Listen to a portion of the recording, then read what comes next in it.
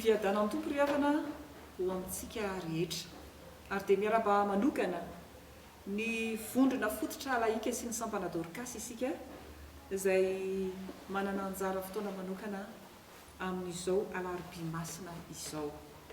Andeo sokafantsika ry havana ny epistily ho an'ny Efesianina toko 2 ny 7 voalohany.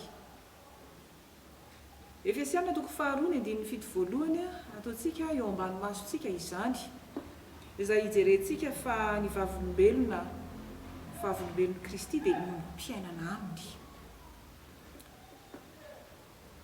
Ity andin-tsoratra masina voarakitra atao anatin'ny Efesianina toko 2 ity ry havana dia ahitantsika indrindra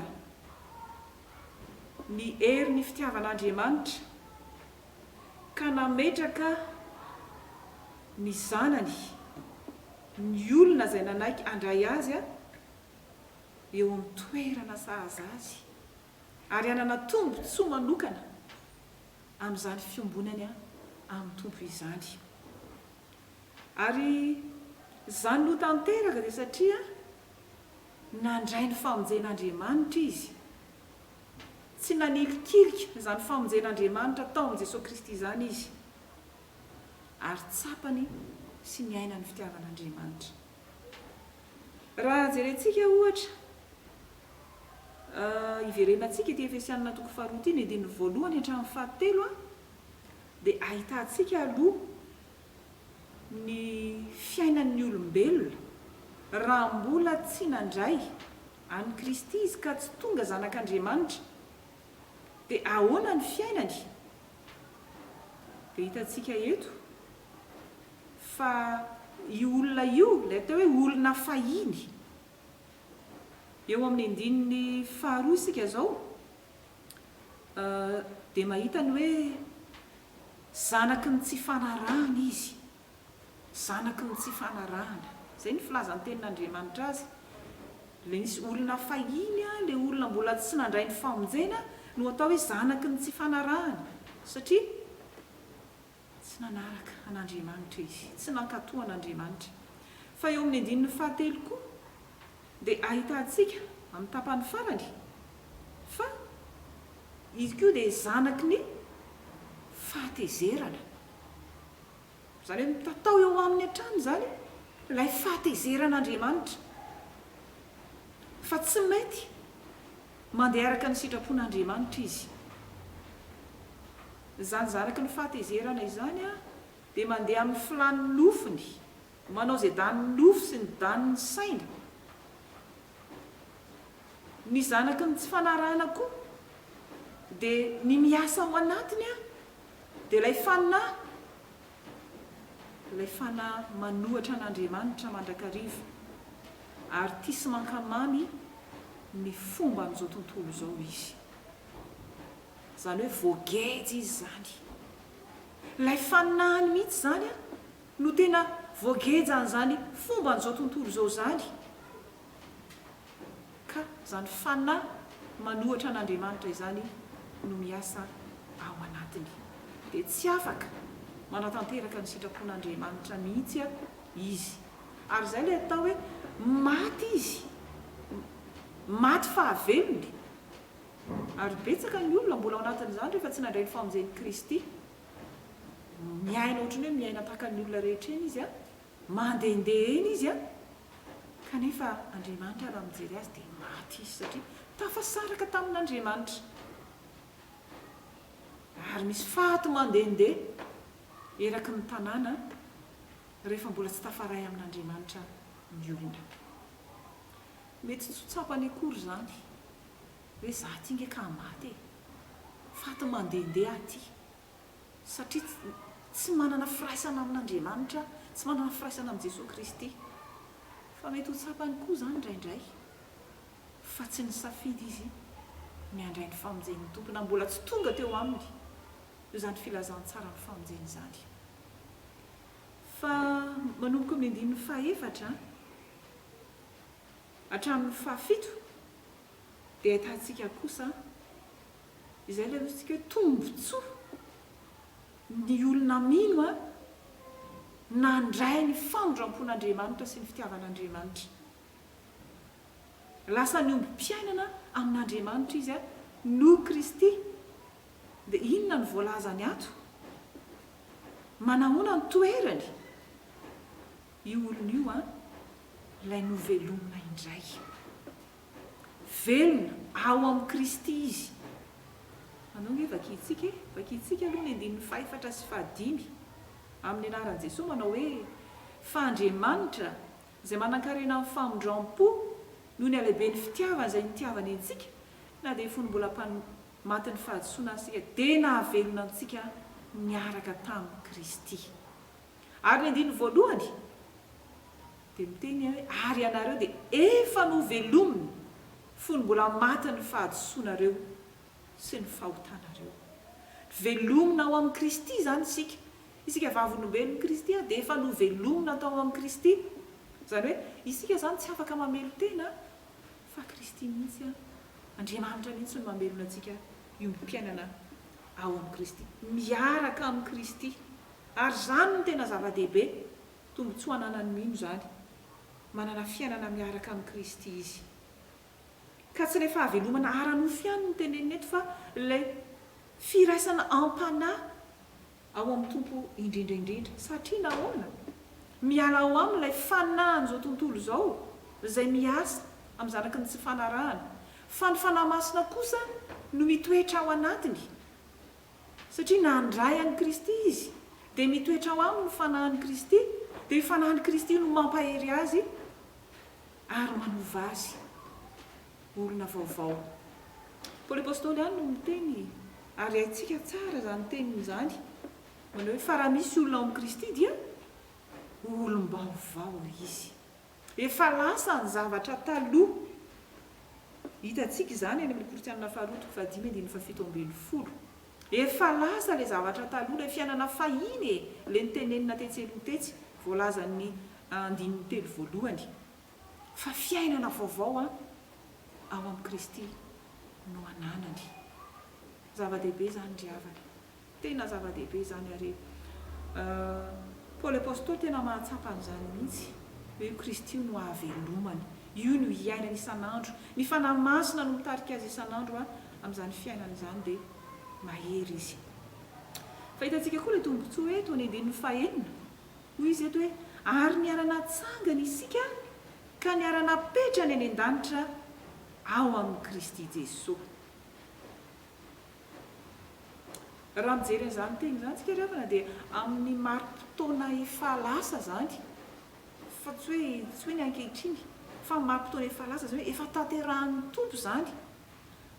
Isika zany rehefa nitsangana tamin'ny maty ny tompo dia niarana tsangana tao aminy koa isika. Niakatra any an-danitra ny tompo dia niarana petraka any an-danitra koa isika. Voninahitra lehibe zany izay omen'ny tompo ny mino.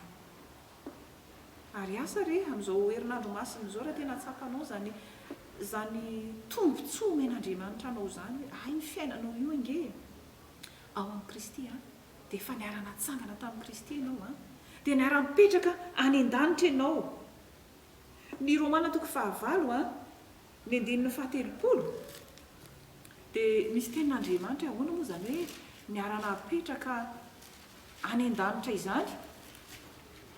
Dia hoy ny tenin'Andriamanitra eto manao hoe amin'ny anaran'ny tompo, ary izay notendreny no nantsony koa, ary izay nantsony no hamarininy koa, ary izay no hamarininy no nomeny voninahitra koa. Zany hoe ilay hoe fipetrahany any an-danitra zany dia tena manao hoe Andriamanitra mihitsy no manome voninahitra ho anao. Ary efa nitanterahany zany fa ny anjaranao dia mino sy manaiky izany asan'Andriamanitra zany eo amin'ny fiainanao. Ary nampatsiahivon'i Jesosy Kristy zany an'Andriamanitra iray raha nivavaka izy ho an'ny mpianatra. Hitantsika zany any amin'ilay tonom-bavaka nataony mialohan'ny hiatrehan'ny hazo fijaliana. Dia ilay filazantsara ny Jaona 7:20 ny 2:20 dia hoy ilay teny eto hoe ary nomeko azy ny voninahitra izay nomenao mba ho iray izy tahaka ny maha-iray antsika. Nomeko azy ny voninahitra hoe ireo dia efa miaraka amiko ireo ary izay toerako ny toerandreo ary zay ngele hoe ao amin'ny Kristy e ny fiainany mino zany nandray ny famonjena dia mitsofoka ao amin'ny Kristy izy ka izay alehan'ny Kristy no alehany izay toeran'ny Kristy no hitoerany ry havana raha mandre an'izany teny zany tsika Kristy ao anatin'ny famasinana ny heriny sy ny voninahiny aiza ary no hitoerantsika e mbola mandeha mirehefarehefa amin'ny tamy ve ny fiainantsika fa amin'izao herinandro masina izao dia tian'Andriamanitra ao amasinina isika amin'ny fiombonam-piainana aminy koa meteza ianao tsy hososenao zany voninahitr'Andriamanitra izay natolony ianao zany fahaizanao kosa manoka tena ho azy ka raha mandiha izao alarobia masina izao ianao dia tsy hoe ny alarobia ihany no masina fa ianao mihitsy dia masina manoka tena ho an'ny tompo ianao amin'ny fiainanao rehetra eny fa ao antokantranonao indrindraindrindra atao voatsapanao fa voninahitra lehibe nomeny ny tompo anao zany noho ny alehibe ny famondram-pony sy ny fahasoavany izay efa novelariny teo aminao arak'ilay tenin'Andriamanitra teo dia ampahery anao anie zany ry havana fa Andriamanitra manankarem-pahasoavana noho ny famondram-pony dia nandray anao sy namelona anao ao aminy niara-tsangana taminy ianao dia niara-napetrany eny an-danitra ao amin'ny Kristy Jesosy ho an'Andriamanitra ireriny ny voninahitra ho aminao zany teny zany amen vavaka isika endre ny fifariany fonay Andriamanitra o fa noho ny asanao mahagaga izay tanteranao tao amin'ny hazo fijaliana noho le lehibe ny famondram-ponao izay nanoloranao ny fiainanao rehetra ho anay dia novelominao ao aminao zahay nahafahanao zahay tamin'ny gejany fahotana ary miara-mitsangana sy miara-mipetraka ao aminao zahay miombi-piainanao aminao zay tompo ny fiainanao ny fiainanay ary mahatsapy izay tahaka ny Paoly apôstôliko hoe Kristy no antso ny hahavelomanay misaotra anao izay noho amin'izany ary ampianaro ary izahay isan'andro mba hahatsapa an'izany voninahitra efa nataonao zany sy izay niantsonao anay hiala tamin'ny maizina ao amin'ny fahazavana hahatsapa ny toerana izay efa nametrahanao anay tsirairay avy ka tsy hanosiosy na hanao tsinitsinina an'izany fa hanokana ny fiainanay hatrany ho anao Jesosy Kristy o mivavaka izahay ho an'ny vondrona fototra laika eto amin'izao fitandremana izao sy ny sampana Dorcasy maro ny asa tanterahan'izy ireo ny fijoroan'ny vavolombelona fampariahany zany fahatsaranao zany fangatanay ianao tompo ameno azy ireo hatrany ny fanamasina ka ny tenan'izy ireo tsirairay avy manomboka amin'ireo birao izay ny andraikitra ny rantsana rehetra ao anatiny dia tena hitoetra amin'izany fahamasinanao izany andray ny fahamasinanao ary ianao koa aza nefa nyteny hoe akoho masina ianareo satria masinao Jesosy Kristy o voninahitra ao anie ny fiainan'izy ireo ny fiainanay tsirairay avy koa ka ho ratsan-tananao miasa izahay hitondra an'izany alehibe ny famondram-ponao sy ny fitiavanao zany amin'ny olona rehetra ary izany vavaka sandratra izany dia ombonanay amin'ilay nampianarinao hatrany manao hoe raha nay ho izany an-danitra ho amasinana eny anaranao ho tonga anie ny fanjakanao atao anie ny sitraponao ety an-tany ho tahaka ny eny an-danitra meonay no izay nasaza ho anay mamelany elokay tahaka ny namelanay izay meloka taminay aza mitondra ny ao amin'ny fakapanahy fa manafana amin'ilay ratsy hanao ny fanjakana sy ny hery ary ny voninahitra mandrakizay amen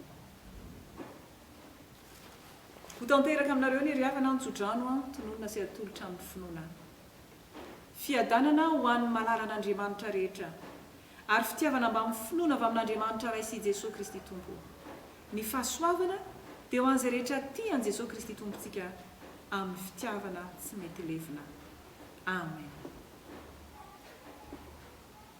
ho an'Andriamanitra irery ny voninahitra amin'ny anaran'ny Ray sy ny Zanaka ary ny fanahy masina amen.